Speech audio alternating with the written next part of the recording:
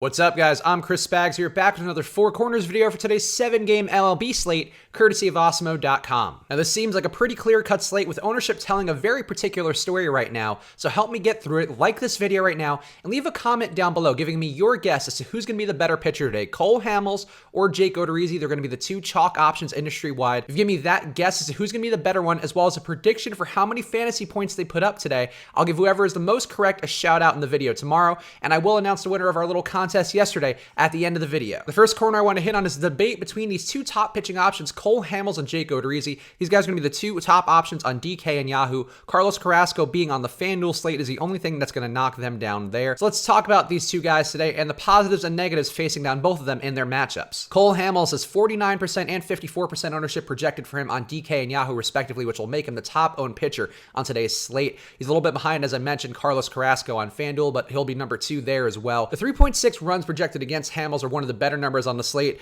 and that looks fine, but overall his 7.11 Ks per 9 and 9.2% swinging strike rate are decent numbers, but not as appealing as Jose Quintana was yesterday, whose numbers also don't really make sense, but the strikeouts have been there for him. They have not been there for Cole Hamels. I don't know that I see the upside versus a Miami team who's not striking out a ton anyway. I think these guys can hang in there. Hamels may have a good day where he doesn't give up runs, but I don't know if the strikeout upside's there, so I'm willing to go a little bit under the field on him because I think the ownership on him just seems a little bit too high given what I'm seeing out of his potential. Jake Odorizzi projects for slightly less ownership than Hamels on DraftKings, the exact same ownership on Yahoo, and he has 3.7 runs projected against him, which a little bit worse, but still not enough to really worry about it. Odorizzi's solid at home. He's got a 15.1% swinging strike rate to start this year, and he's going against a Toronto lineup who's striking out 28.7% versus right-hand pitching. The Toronto lineup's getting a little better, but Odorizzi a better home pitcher here. I like the spot versus Toronto. I think Toronto's been hitting a little bit out of their league recently. Again, there's some risk because Odorizzi is a little bit more inclined to get blown up, I think, in this spot than Hamels is versus Miami. But Odorizzi has a little bit more strikeout upside, so I would prefer to go to him over Hamels.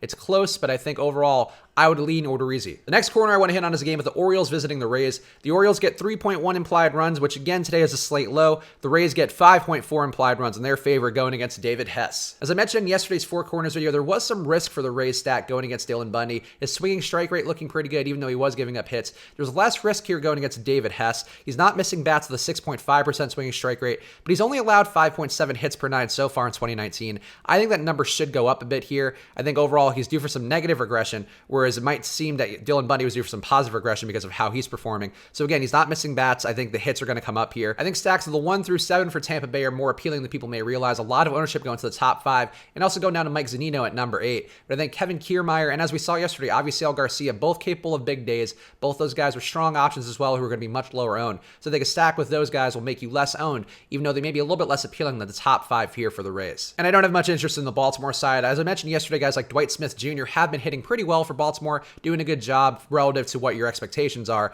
But this is a bullpen game for the Rays. The Rays are a team who's really good with bullpen games. Very low run total supporting them, so I'm not trying to get to the Orioles today. The next corner I want to hit on is a game of the Angels visiting the Rangers. The Angels get 4.9 implied runs, while the Rangers at home get 5.6 implied runs, which is a slate high. Texas stacks have been popular recently, with it heating up a little bit down in Arlington, and this stack today of Shin-Soo Choo, Elvis Andrus, Nomar Mazara, and Joey Gallo, those guys all look like appealing options here versus Matt Harvey.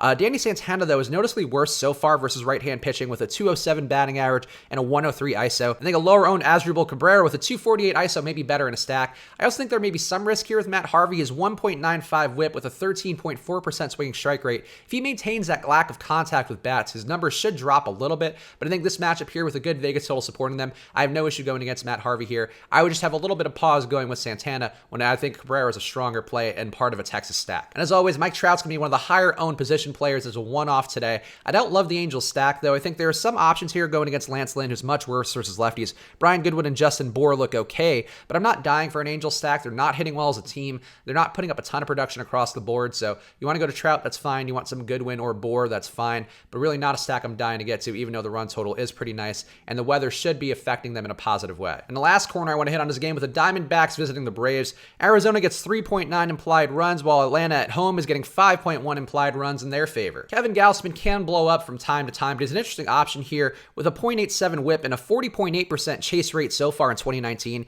Arizona's league average in strikeouts versus right-hand pitching, so they're not as appealing on paper as some of the other spots for guys we talked about like Cole Hamels or Jake Odorizzi, but Gausman is going to be a slightly lower owned option, so I don't mind getting some exposure to him if you are mass multi-entering tournaments. And a Braves stack is generally going to be a popular option this year with a lot of good hitters across the board there for him, who've also been just putting up production production so far to start the year. And I think they look good here again with Zach Godley giving up more home runs this year, a 5.2% rate up for 2.3% last year. His 14% swinging strike rate in 2019 is a bit of a risk, but the only guy above league average in terms of striking out versus right-hand pitching on Atlanta is Ronald Acuna at 26.1%. So these guys are showing good plate discipline. They could hang around with Godley long enough where they could take him yard. So I don't mind a Brave stack here. One-off's fine. Really, a variety of them are fine. But you go a bunch of different ways with these Braves, and I like the lineup pretty much across the board. So there we go. Those are my thoughts on today's 7-game MLB slate. So like the video right now. Leave a comment down below giving me your guess to who's going to be the better pitcher between Cole Hamels and Jake Odorizzi, as well as their fantasy point production. And you can get a special shout out like this guy right here, Matthew Harrelson, the big winner from yesterday, going with Josh Reddick. I'm also pointing out my comment in a reply here. It's just proof here. The data doesn't always matter. The variance in baseball can be a lot.